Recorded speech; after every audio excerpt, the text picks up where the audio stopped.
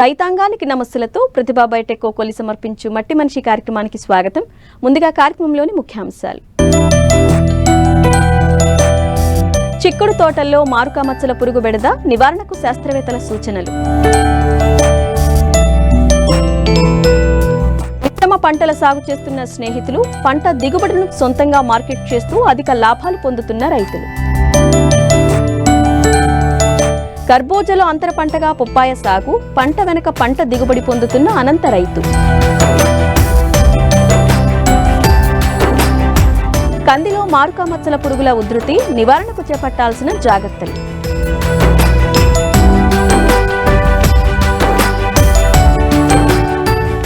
ఉభయ తెలుగు రాష్ట్రాలలో పండించే కూరగాయల పంటలలో చిక్కుడు ఒకటి. వీటిలో అనేక రకాలు ఉన్నప్పటికీ పందిర్లు అవసరం లేని పొద చిక్కుడు సాగు విస్తీర్ణం అధికంగా ఉంది. ప్రస్తుతం ఈ పంట పూత కాయ దశల్లో ఉంది. అయితే ఈ పంటకు చాలా చోట్ల మారుక మచ్చల పురుగు ఆశించి తీవ్ర నష్టం చేస్తోంది. తగిన సస్యరక్షణ చర్యలు చేపట్టడం ద్వారా పురుగును అరికట్టవచ్చు అంటూ యాజమాన్య పద్ధతులను తెలియజేస్తున్నారు శాస్త్రవేత్త డాక్టర్ అనూష.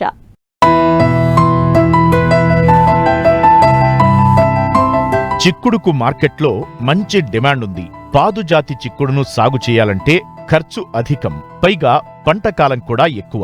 దీంతో చాలా మంది రైతులు 120 నుంచి 150 రోజుల్లో చేతికొచ్చే పొద చిక్కుడు లేదా చెట్టు చిక్కుడును అధికంగా సాగు చేస్తున్నారు. ఎకరానికి 4 నుండి 5 టన్నుల దిగుబడినిచ్చే ఈ పంటలో పూత, పిందె దశ చాలా కీలకం. ప్రస్తుతం వాతావరణం చల్లగా ఉండటంతో మారుక మచ్చల పురుగు దాడి కనిపిస్తోంది. కొన్ని తోటల్లో ఇప్పటికే ఇది ఉధృతంగా ఉన్నట్లు శాస్త్రవేత్తలు గుర్తించారు. ఇది ఆశించిన ప్రాంతాల్లో రైతులు జాగ్రత్తగా ఉంటూ సమగ్ర సస్యరక్షణ చర్యలు చేపట్టినట్లయితే మంచి దిగుబడిని పొందే అవకాశం ఉంటుందని తెలియజేస్తున్నారు శాస్త్రవేత్త డాక్టర్ అనూష. చిక్కుడు జాతి పంటల్లో ప్రస్తుతం మనం ఎక్కువగా మారుకా మచ్చల పురుగు యొక్క ఉధృతిని గమనించవచ్చు. ఈ మారుకా మచ్చల పురుగు అనేది మబ్బు వాతావరణం మరియు చిరుజల్లులు పడే టైంలో ఎక్కువగా కనిపిస్తుంది. దీని గుర్తింపు లక్షణాలు వచ్చేసరికి పిల్ల పురుగులు తొలుత మీగడ తెలుపు రంగులో ఉండి తర్వాతి దశలో పిల్ల పురుగుల శరీరం మీద 2 వరుసల్లో నల్లటి మచ్చలు కనిపిస్తాయి. నల్లటి మచ్చలతో పాటు సన్నని వెంట్రుకలు కూడా గమనించవచ్చు. అదే తల్లి రెక్కల పురుగులు వచ్చేసరికి ముందు జత రెక్కలు గోధుమ రంగులో ఉండి తెలుపు రంగు మచ్చ కనిపిస్తుంది. వెనుక జత రెక్కలు తెలుపు రంగులో ఉండి ముదురు రంగు అంచులు కనిపిస్తాయి. ఈ తల్లి పురుగులు పూల మీద మరియు కాయల మీద గుడ్లను పెడతాయి. ఈ గుడ్ల నుంచి పొదిగిన పిల్ల పురుగులు పంటను నష్టపరుస్తాయి. ఈ పిల్ల పురుగులు పూతని గూడుగా మార్చి పూలను తింటూ అదేవిధంగా కాయలు ఏర్పడిన తర్వాత కాయల మీద రంధ్రం చేసి కాయల లోపలి గింజలను కూడా తిని రైతుకి అధికంగా నష్టం కలిగిస్తున్నాయి. ఈ పురుగు నివారణ కోసం పూత దశలో వారానికి 2-3 సార్లు పురుగు యొక్క ఉనికిని గమనిస్తూ ఉండాలి. పురుగు యొక్క ఉధృతి కనుక తక్కువగా ఉన్నట్లయితే క్లోరోపైరిపాస్ 2.5 మిల్లీలీటర్లు కానీ లేదా నోవల్యూరాన్ 0.75 మిల్లీలీటర్లు కానీ ఎసిఫేట్ 1.5 గ్రామ్ పర్ లీటర్కి కలిపి పిచికారీ చేసుకోవాలి.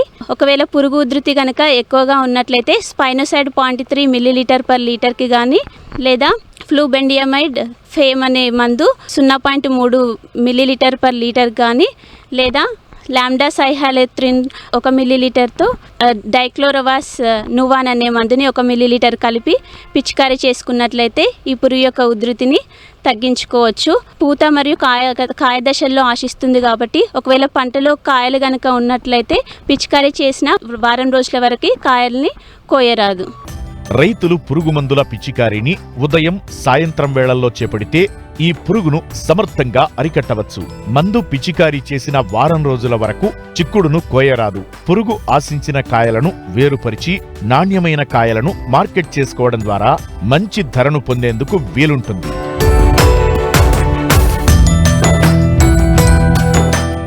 విభిన్న ఆలోచనలకు శ్రమతో కూడిన ఆచరణ తోడైతే విజయపు బాటలో పయనించవచ్చు. పరిస్థితులకు అనుగుణంగా ఆలోచించి ముందడుగు వేస్తే ఒడిదుడుకులు ఎదురైనా విజయం సొంతమవుతుంది. ఈ సూత్రాన్నే బాగా విశ్వసించారు ఏలూరు జిల్లాకు చెందిన 4 స్నేహితులు. మార్కెట్లో సేంద్రియ ఉత్పత్తులకు ఉన్న డిమాండ్ను చూసి 10 ఎకరాల వ్యవసాయ భూమిని కౌలుకు తీసుకొని రసాయన రహిత వ్యవసాయం చేస్తూ ఉత్పత్తులను స్వయంగా మార్కెటింగ్ చేస్తూ మంచి లాభాలను ఆర్జిస్తున్నారు.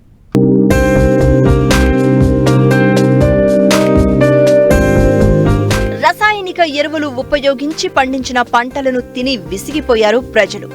ఆరోగ్యమే మహాభాగ్యమన్న తీరుగా కొంచెం ధర ఎక్కువైనా ప్రకృతి విధానంలో పండించిన పంటల వైపే మొగ్గు చూపుతున్నారు. దీనినే వ్యాపార మార్గంగా మలుచుకున్నారు ఏలూరు జిల్లా బుట్టాయిగూడెం మండలం నిమ్మలగూడెం గ్రామానికి చెందిన నలుగురు మిత్రులు. ప్రకృతి విధానంలో పంటలను పండిస్తూ వచ్చిన దిగుబడులను స్థానికంగా అమ్ముతూ మంచి ఆదాయం పొందుతున్నారు.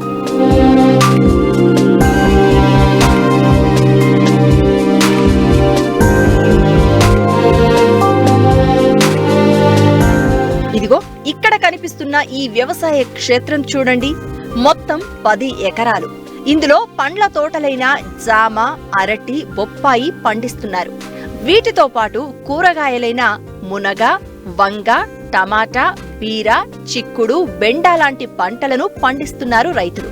ప్రతిరోజు పంట దిగుబడులు వచ్చేలా ప్రణాళికలు చేసుకుని సాగు చేస్తున్నారు. ప్రకృతి వ్యవసాయ అధికారుల సలహాలు, సూచనలతో పంటలకు ఎలాంటి రసాయన మందులను వాడకుండా పూర్తిగా సేంద్రియ ఎరువులనే వాడుతున్నారు. చీడపీడల నివారణకు కషాయాలు తయారు చేస్తూ పిచికారీ చేస్తున్నారు.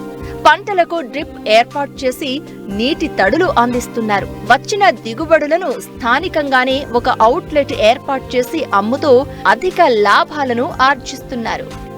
ఇది ఆర్గానిక్ వ్యవసాయం చేయడానికి 10 ఎకరాలు తీసుకున్నాం. దీంట్లో బొప్పాయి, అరటి, జామ, మిర్చి, టమాటా, వంగ పెట్టాం. వాళ్ళు బేర ఆల్రెడీ అయిపోయింది. ఇప్పుడు చిక్కుడును వంగ కాస్తుంది, టమాటా కాస్తుంది. ఇది మామూలుగా ఆన్లైన్లో బయట మేమే సేల్ చేస్తున్నాం. ఒక 5 మీద తీసుకొని 5 కలిపి చేస్తున్నాం. దీనికి ఆవు పంచకం, బెల్లం, అదే పుట్టమట్టి ఇవన్నీ మిక్సింగ్ చేసి మన వేస్ట్ డీకంపోజర్ కలిపి వేస్ట్ డీకంపోజర్, వేప నూనె, మజ్జిగ, పుల్ల మజ్జిగ స్ప్రేయింగ్. డ్రిప్ ద్వారా వేస్ట్ డీకంపోజర్ను ఆవుది పేడ, బెల్లం ఇవన్నీ కలిపి ఇస్తాం. మురగబెట్టి ఒక వారం రోజులు. ఈ స్ప్రేయింగ్ వారానికి ఒకసారి వేప నూనెని, పుల్ల మజ్జిగ ఇస్తాం. ప్రతి ఒక్కళ్ళు ఆరోగ్యంగా ఉండాలంటే ఆరోగ్యవంతమైన ఆహారం తీసుకోవాలి. అయితే ఆరోగ్యవంతమైన ఆహారం ప్రకృతి వ్యవసాయం ద్వారానే మనకి సాధ్యమవుద్దని మేము 4 ఫ్రెండ్స్ కలిపి ఒక బృందంగా ఏర్పడి న్యాచురల్ ఫార్మింగ్ చేయాలనే ఉద్దేశంతో మనం ఇక్కడ ఏర్పాటు చేసామండి. 10 ఎకరాలు తీసుకుని దీన్ని స్టార్ట్ చేసాము. ఆయుర్వేదిక్ అండ్ ఆర్గానిక్ స్టోర్ ఉందండి. అక్కడే అవుట్లెట్ పెట్టి ఈ కూరగాయలు కూడా అమ్మడం జరుగుతుంది. ఇందులో బొప్పాయి, జామ, అరటి వేసామండి లాంగ్ పంట కింద. మునగ ఈ మధ్యన వేసాము. మిగతా ఈ కూరగాయలు అయితే వంగ, బెండ, బీర, చిక్కుడు వేసాం. మళ్ళీ పాదులు అయితే పుచ్చ ఒకటి, బూడిద గుమ్మడి వేసామండి. మేము ప్రకృతి వ్యవసాయం చేస్తున్నామండి. ఇది చేయడానికి కూడా ఎందుకంటే ఇప్పుడున్న ఫెర్టిలైజర్స్ కానీ పెస్టిసైడ్స్ కానీ విపరీతంగా పెరిగిపోయి దాని ద్వారా అనేక మంది కలుషిత ఆహారం, విషాహారం తీసుకోవడం వల్ల జనాల్లోనే రకరకాలమైన అనారోగ్యాలు పాలైపోయి మేము దీంట్లోనే ఒక అవేర్నెస్ తీసుకురావాలన్న ఒక ఆలోచనతో ఏం చేసామంటే మా ఫ్రెండ్స్ అందరం కలిసి, ఒక 4 కలిసి, మాకు already ayurvedic and organic store కూడా ఒకటి ఉందండి. అంటే జనాలకి కొంచెం ఖర్చుతో కూడుకున్నా కానీ ప్రకృతి వ్యవసాయం చేయాలనే ఆలోచనతో ఇక్కడ ఒక 10 ఎకరాస్ తీసుకుని కల్టివేషన్ మొదలుపెట్టామండి. దీనిలో కూడా మేము కల్టివేషన్లో కూడా బొప్పాయి, జామ, అరటి, తర్వాత టమాటో, చిక్కుడు, బీర, బెండ, తర్వాత ఇంకా అనేక రకమైన పంటలు. తర్వాత రీసెంట్గా మిరప కూడా వేసామండి. ఇంకా పుచ్చ కూడా వేసాము. అంటే అన్ని పంటలు స్టార్ట్ చేసుకుంటూ ఒక్కోటి చేసుకుంటూ ఇలాంటి అన్ని రకాలైన ప్రకృతి సంబంధించిన వాటితోనే మేము ఇక్కడ వ్యవసాయం చేస్తున్నాం. వ్యవసాయ రంగం అనేక ఆటుపోట్లు ఎదుర్కొంటోంది. ఏది అభివృద్ధో, ఏది పతనమో అవగాహన లేమితో సాగు వనరులు నిస్పష్టంగా మారి సమస్యల వలయంగా మారుతోంది. అందుకే ఇప్పుడు ప్రభుత్వాలు ప్రకృతి వ్యవసాయాన్ని ప్రోత్సహిస్తున్నారు. ఇందుకోసం గ్రామాల్లో రైతులందరికీ ప్రకృతి సాగు పట్ల అవగాహన కల్పిస్తున్నారు. మహిళా సంఘాల ద్వారా, రైతు భరోసా కేంద్రాల ద్వారా ప్రకృతి వ్యవసాయాన్ని ముందుకు తీసుకెళ్తుందండి. అందులో భాగంగానే కేఆర్పురం డివిజన్లో మన 3 మండలాల్లో కలిపి 8,000 మంది రైతులతో ఇంచుమించు 10,000 ఎకరాల భూమిలో వరి, మొక్కజొన్న, జీడి మామిడి, పామాయిలు, కూరగాయలు, నువ్వులు, పెసలు ఇటువంటి పంటలన్నీ కూడా పండిస్తుందండి. రైతుల ద్వారా పండించడానికి మనకి గ్రామ స్థాయిలో గ్రామ సంఘాల ద్వారా, మహిళా సంఘాల ద్వారా రైతుల్ని మోటివేషన్ చేయడానికి సిబ్బందిని కూడా ఏర్పాటు చేసి గత 2016 నుంచి కూడా ఈ ప్రోగ్రాం నడిపిస్తుందండి. అయితే కేఆర్పురం డివిజన్లో మొత్తం అందరూ రైతులు కూడా ఈ ప్రకృతి వ్యవసాయాన్ని చాలా పకడ్బందీగా ముందుకు తీసుకెళ్తున్నారండి మహిళా సంఘాల ద్వారా.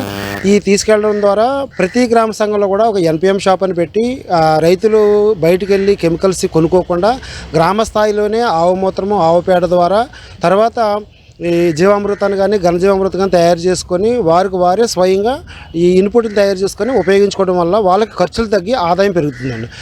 కెమికల్స్ కొనకుండా వాళ్ళు సొంతంగా తయారు చేసుకోవడం వల్ల దిగుబడి కూడా పెరిగి రైతులకి అధిక దిగుబడి రావడం వల్ల ఆదాయం కూడా పెరుగుతుంది. కాబట్టి వాళ్ళు సంతోషంగా ఉన్నారండి. ఎక్కువ ఇప్పుడు ఈ సీజన్కి వచ్చేసరికి జీడి మామిడి తోటల్లో పంచగవ్య, కోడిగుడి నిమ్మరసము, పేడమూత్ర ఇంగు ద్రావణాలు స్ప్రే చేస్తారండి రైతులందరూ కూడా. ఈ రైతులందరూ ఈ విధంగా స్ప్రే చేయడం వల్ల చెట్టుకు వచ్చినటువంటి పూత ప్రతి పూత కూడా నేల మీద రాలిపోకుండా లేదా ఈ వాతావరణానికి బలైపోకుండా ఈ పూత 100% కాయగా మారి రైతుకి దిగుబడి వచ్చే విధంగా 8 బస్తాలు 5 దగ్గర 10 బస్తాలు, 6 బస్తాలు 5 దగ్గర 8 బస్తాలు కూడా దిగుబడి రావడం జరిగిందండి. లాస్ట్ ఇయర్ మేము రైతుల దగ్గరికి వెళ్ళి మేము డిపిఎం ద్వారా సర్వే చేసినప్పుడు కూడా రైతులు జీడిమడి తోట రైతులు కూడా చాలా సంతోషాన్ని వ్యక్తం చేశారండి. అదేవిధంగా మొక్కజొన్నలో కూడా మేము ఆర్డిఎస్ అని చెప్పేసి నవధాన్యాన్ని మేము మధ్యలో జల్లించడం జరుగుతుందండి. దానివల్ల యొక్క పొత్తి యొక్క సైజు పెరుగుతుంది, బరువు పెరుగుతుందండి, రైతు కూడా దిగుబడి పెరుగుతుందండి. ప్రతి గ్రామంలో ఉన్న మహిళా కుటుంబాలు లేదంటే కుటుంబాలు కూరగాయలు బయట కొనకుండా వారి ఇంటికాడ పండించినటువంటి కూరగాయలే తినాలని చెప్పేసి దాన్ని కూడా చాలా పకడ్బందీగా తీసుకెళ్తున్నారండి. అక్కడ కూడా ఆరోగ్యపరమైనటువంటి విధానం మేల్కొల్పాలని చెప్పేసి మహిళల్లో చైతన్యం తేవడం జరుగుతుందండి. ప్రతిదీ కూడా రైతు భరోసా కేంద్రాల ద్వారా, మహిళా సంఘాల ద్వారా ఈ యొక్క ప్రకృతి వ్యవసాయాన్ని ముందుకు తీసుకెళ్ళడానికి మాకు బాధ్యతనిచ్చి ఇచ్చినటువంటి విజయ్ కుమార్ సార్ గారి యొక్క ఆదేశాల వరకు ఐటీడీఏ ద్వారా కూడా మేము ఇక్కడ కార్యక్రమాలు చేస్తున్నామండి. అదేవిధంగా రైతులే స్వయంగా ఆవులు ప్రతి గ్రామ సంఘంలో కనీసం 10 ఆవులు ఉండేటట్టుగా మేము ఆవులను కూడా తిరుపతి నుంచి అదేవిధంగా మన ఏలూరు నుంచి కూడా ఆవులను కూడా తేవడం జరిగిందండి. తీసుకొచ్చి రైతులకు ఇవ్వడం జరిగింది. ఆ రైతులు ఈ యొక్క ఆవుని ఉపయోగించుకుంటూ, ఆవు పేడ, ఆవు మూత్రాన్ని ఉపయోగించుకుంటూ వాళ్ళ యొక్క ప్రకృతి వ్యవసాయాన్ని ముందుకు తీసుకెళ్తూ దిగుబడులు పొందుతూ అధిక ఆదాయాన్ని పొందుతూ వాళ్ళు హ్యాపీగా సంతోషంగా ఉన్నారండి. 12 రకాల ఉత్పత్తుల్ని మనం ప్రభుత్వ పరంగా చూసుకుంటే సార్ 12 రకాల ఉత్పత్తుల్ని మినుములు కానీ, చింతపండు కానీ, ఇంకా మనకి చెరకు కానీ, బెల్లం కానీ, వేరుశనగ కానీ, ఇవన్నీ కూడా ఇలాంటి 12 రకాల ఉత్పత్తులు మనకి టీటీడీ వాళ్ళు మన తిరుపతి దేవస్థానం ఏదైతే ఉందో వాళ్ళు కొనడం జరుగుతుందండి. వ్యవసాయంలో లాభాలు సాధించాలంటే సంప్రదాయ వ్యవసాయ పద్ధతులకు తోడు కొన్ని మెళకువలు పాటించాల్సిందే.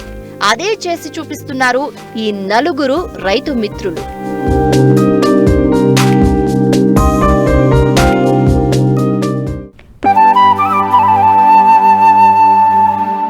కరువు కాటకాలకు చిరునామాగా ఉన్న అనంతపురం జిల్లా కొన్నేళ్లుగా ఉద్యాన సిరులకు నిలయంగా మారింది. ఉన్న కొద్దిపాటి నీటిని వాడుకుంటూ పండ్ల తోటల పెంపకం చేపడుతున్నారు రైతులు. ఈ కోవలోనే అనంతపురం జిల్లాకు చెందిన ఓ రైతు పాలీ మల్చింగ్ విధానంలో కర్బూజా తర్వాత తైవాన్ రెడ్ లేడీ రకం పప్పాయ సాగు చేస్తూ మంచి దిగుబడులను తీస్తున్నారు.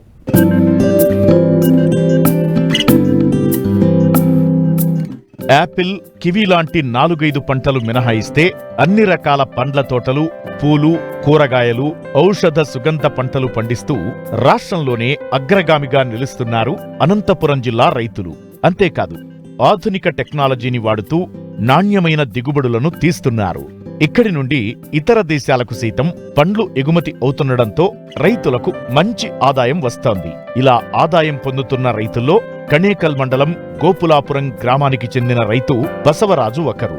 గత 20 ఏళ్లుగా తనకున్న 10 ఎకరాల భూమిలో పండ్లను పండిస్తున్నారు. అయితే ఈ ఏడాది పంట వెనుక పంటను తీయాలనే ఉద్దేశంతో మొదట పాలీమల్చింగ్ విధానంలో కర్బూజ సాగు చేశారు. పంట చివరి సమయంలో అదే మల్చింగ్పై బొప్పాయిని విట్టారు. కర్బూజ పంట చివరి దశలో బొప్పాయి దిగుబడులు ప్రారంభమయ్యాయి. ఈసారి మార్కెట్లో కర్బూజకు మంచి ధర పలకడంతో అధిక లాభాలు వచ్చాయి. ఇలాంటి ప్రయోగం మేము ఎప్పుడు చేయలేదు. గత 20 సంవత్సరాల నుంచి వ్యవసాయం చేస్తున్నాం. కర్బూజాలో ఇంటర్ క్రాప్స్ ఎప్పుడు వేసేకపోలే, బొప్పాయిలో కూడా ఇంటర్ క్రాప్ అనేది ఎప్పుడు చేయలేదు. ఫస్ట్ టైం ప్రయోగం చేస్తాం మేము. లక్కీగా 2 సక్సెస్ అయినాయి. మా కర్బూజా కూడా అనుకోకున్నట్లు మంచి ఈల్డ్ వచ్చింది. తర్వాత మంచి రేట్ కూడా మార్కెట్ 35 రూపాయల వరకు కిలోకి దొరికింది. అది 75 రోజుల నుంచి 80 రోజుల్లో కర్బూజా అంతా అయిపోయింది. దాన్ని అంతా క్లీన్ చేసుకున్నాం. తీసిన తర్వాత బొప్పాయి మొక్కలు బాగా డెవలప్మెంట్ స్టార్ట్ అయింది. ఎక్కడ వైరస్లు కూడా మన తోటలో అయితే వైరస్ మొక్కలు ఎక్కడ లేవు. తెగులు కూడా వేరే ప్రాబ్లమ్స్ ఏం లేవు. ఎప్పటికప్పుడు కొద్దిగా జాగ్రత్తగా స్ప్రే చేస్తున్నాము. వెరైటీ వచ్చేసి తైవాన్ రెడ్ లేడీ 786 అంటారు దీన్ని. ఇది 1 ఎకరానికి వచ్చేసి 1000 మొక్కలు అంటే 8-6 స్పేసింగ్తో పెట్టాము. 1000 మొక్కలు పడతాయి. ఒక మొక్క వచ్చేసి 12 రూపాయలు డెలివరీ ఇచ్చారు. ఇక్కడికి మనకి నర్సరీ నుంచి డెలివరీ ఇచ్చారు 12 రూపాయలు. ఇది మనం మొక్క నాటినప్పటి నుంచి 6 నుంచి 7 నెలలు తర్వాత మనకి దిగుబడి స్టార్ట్ అవుతుంది. మల్చింగ్కు ఎకరానికి 10,000 రూపాయలు ఖర్చు వస్తుంది. దాంట్లో మనం వేసే ఎరువులు అంటే పశువుల ఎరువు కావచ్చు, కోడిపెంట కావచ్చు, ఫర్టిలైజర్స్ కావచ్చు, అంటే ఒక్కొక్క రైతు ఒక్కొక్క రకంగా వేస్తూ ఉంటారు. మనకైతే దాదాపు అంటే చెరువు మట్టి తోలేము మనం. ఎకరానికి 1,00,000 రూపాయల దాకా ఫస్ట్లో పెట్టుబడి వచ్చింది. దాని తర్వాత మళ్ళీ ఇక్కడ ఒక 50-60 వేల దాకా మనకి పంట వచ్చే లోపల 50-60 వేల వరకు పెట్టుబడి వస్తుంది. దాంట్లో ఏంటంటే నాకు అంతర పంటగా కర్బూజా వేసాం కదా, దీని పెట్టుబడి కూడా దాంట్లోనే ఇప్పటికే వచ్చేసింది నాకు. దీని తర్వాత వచ్చేదంతా మాకు ఆదాయం కిందకి వస్తుంది. నేను 10 ఎకరాలు సాగు చేశాను. ఒక నెల డిఫరెన్స్లో పెట్టాను. ఒక 5 ఎకరాలు ముందు పెట్టాను, ఒక 5 ఎకరాలు నెల తర్వాత పెట్టాను. ఎకరానికి వచ్చేసి 1,00,000 నుంచి 1,50,000, 2,00,000 వరకు పెట్టుబడి వస్తుంది. అంటే ఒక్కొక్క రైతు స్తోమతలు బట్టి, తర్వాత వాళ్ళకు ఉండే ఇంట్రెస్ట్ని బట్టి పెట్టుబడులు పెడతా ఉంటారు. మంచి దిగుబడి వచ్చి మార్కెట్లో 10 నుంచి 15, ఇప్పుడు లాస్ట్ ఇయర్ ఒక దాదాపు 3 నుంచి 4 నెలలు 20 నుంచి 25 రూపాయలు రేటు నడిచింది. అట్లా రేట్లో మనకు ఎకరానికి ఒక 20 టన్నులో, 30 టన్నులో, 40 టన్నులో వచ్చింది అనుకోండి దిగుబడి. అంటే ఎకరం మీద ఒక 5-6 లక్షలు, 7 లక్షల వరకు వచ్చే అవకాశాలు ఉంటాయి. అంటే అటువంటి ఛాన్సెస్ చాలా తక్కువ ఉంటాయి. అంటే యావరేజ్ రేట్లో ఉంటాయి. మామూలుగా మార్కెట్లో 10 రూపాయలు, 12 రూపాయలు ఉంటుంది. దిగుబడులు కూడా ఎకరానికి 15-20 టన్నులు వస్తుంది. అప్పుడు మనకు పెట్టుబడులు పోయేసేసి ఒక 50 నుంచి 1,00,000, లేదు ఇంకా ఏదైనా మంచి దిగుబడి వచ్చింది అనుకోండి, మంచి ఏదైనా పోయినసారి మాదిరి 20-25 రూపాయల రేట్లు దొరికితే ఎకరానికి ఒక 4 లక్షలు, 5 లక్షల వరకు వచ్చే అవకాశాలు ఉంటాయి. ఎప్పుడూ రైతు ఒకే పంటని నమ్ముకోకూడదు. మనకి ఒక 10 ఎకరాలు వ్యవసాయం పొలం ఉందనుకోండి, దాంట్లో ఒక 2-3 రకాలు ఏదన్నా, ఇప్పుడు కర్బూజా కొద్దిగా, బొప్పాయి కొద్దిగా, లేదు టమాటో కొద్దిగా, అంటే ఎవరెవరికి ఇంట్రెస్ట్ ఉండే క్రాప్స్ అవి డిఫరెంట్ వేసుకుంటే ఏమవుతుందంటే ఒక్కొక్కసారి ఒక్కొక్క పంటకి వాతావరణం అనుకూలిస్తుంది, ఒక పంటకి అదే టైంలోనే ఇంకొక పంటకి అనుకూలించదు. అప్పుడు ఏమవుతుందంటే మనకు 2-3 రకాలు, 4-5 రకాలు పంటలు ఉన్నప్పుడు ఒక దాంట్లో నష్టపోయినా కూడా ఇంకొక దాంట్లో మనం ఆ నష్టాన్ని భర్తీ చేసుకునే అవకాశాలు ఉంటాయి. ఒకే పంట నమ్ముకున్నాం అనుకోండి, ఆ రోజు ఏదైనా మనకు వాతావరణం అనుకూలించి డ్యామేజ్ అయిపోయింది అనుకోండి, పంట మొత్తం పోతుంది. లేదు పంట వచ్చిన తర్వాత మనకు మార్కెట్లో రేట్ లేదనుకోండి, అట్లనే నష్టపోతాం. మనకు 3-4 రకాల మల్టీ క్రాప్స్ ఉన్నాయనుకోండి, ఏదో దాంట్లో మనకి లాభం అంటూ దొరుకుతుంది. ఫర్టిలైజర్స్ వచ్చేసి 319, డిఏపి వాడుతూ ఉంటాం. తర్వాత న్యూట్రియంట్స్ కాంప్లెక్స్లు ఉంటాయి. ఇంకా స్ప్రేయింగ్లోకి వచ్చేసరికల్లా బూడి తెగులు, డౌని కొద్దిగా ఎక్కువ వచ్చే ఛాన్స్. తర్వాత దీనికి మేజర్ సమస్య ఏంటంటే వైరస్. ఆ వైరస్ సంబంధించినవి చాలా ప్రోడక్ట్స్ ఉంటాయి. దాంట్లో ఏది మనకు అవసరాన్ని బట్టి, మనకు ఉండే పరిస్థితిని బట్టి వీక్లీ వన్స్ మార్చుకుంటూ స్ప్రే చేస్తూ ఉంటాం. ఎప్పుడన్నా చాలా తక్కువ పురుగు పడుతుంటుంది, దానికి పురుగు మందు వాడుతూ ఉంటాం. దశాబ్ద కాలంగా బొప్పాయి తినే అలవాటు గణనీయంగా పెరిగింది.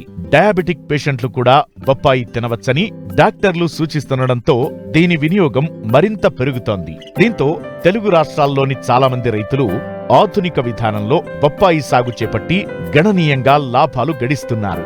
అయితే ఒకే పంటపై ఆధారపడకుండా అంతర పంటలు సాగు చేస్తే అదనపు ఆదాయం పొందవచ్చని నిరూపిస్తున్నారు బసవరాజు.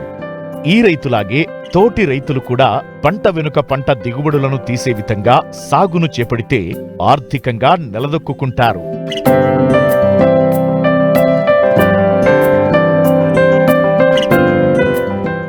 అపరాల పంటల్లో కందిది ప్రత్యేక స్థానం. దీనిని ఏక పంటగానే కాక పలు పంటల్లో అంతర మిశ్రమ పంటగా సాగు చేసుకునే అవకాశం ఉండడంతో సాగు మరింత లాభసాటిగా మారింది.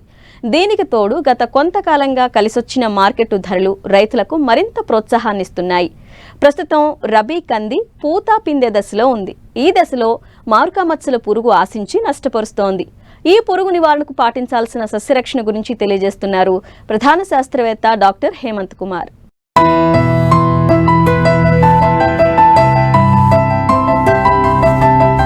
అపరాల పంటలు పూర్వ వైభవాన్ని సంతరించుకుంటున్నాయి. గతేడాది కాలంలో వీటికి మంచి మార్కెట్ ధరలు లభిస్తుండడం, చీడపీడలను తట్టుకునే వివిధ నూతన రకాల అభివృద్ధి వల్ల వీటి సాగులో రైతులు ఉత్సాహంగా ముందుకు సాగుతున్నారు. స్వల్పకాలంలోనే మంచి ఆదాయాన్ని సొంతం చేసుకుంటున్నారు. ఖరీఫ్తో పోలిస్తే రబీ కంది సాగులో సమస్యలు తక్కువగా ఉండి దిగుబడులు నాణ్యంగా ఉంటాయి. అయితే ఏ కాలంలోనైనా కందికి వదలని పీడలా తయారైంది మారుక మచ్చల పురుగు. ఒక్క కందికే కాదు, పెసర, మినుము పైర్లలో కూడా దీని నష్టం తీవ్రంగా ఉంటోంది. ప్రస్తుతం రబీ కంది పైరుకు దీని బెడద ఎక్కువగా ఉంది. తల్లి రెక్కల పురుగులు కోడిగుడ్డు ఆకారంలో గల పసుపు పచ్చని గుడ్లని పూమొగ్గలపై పెడతాయి.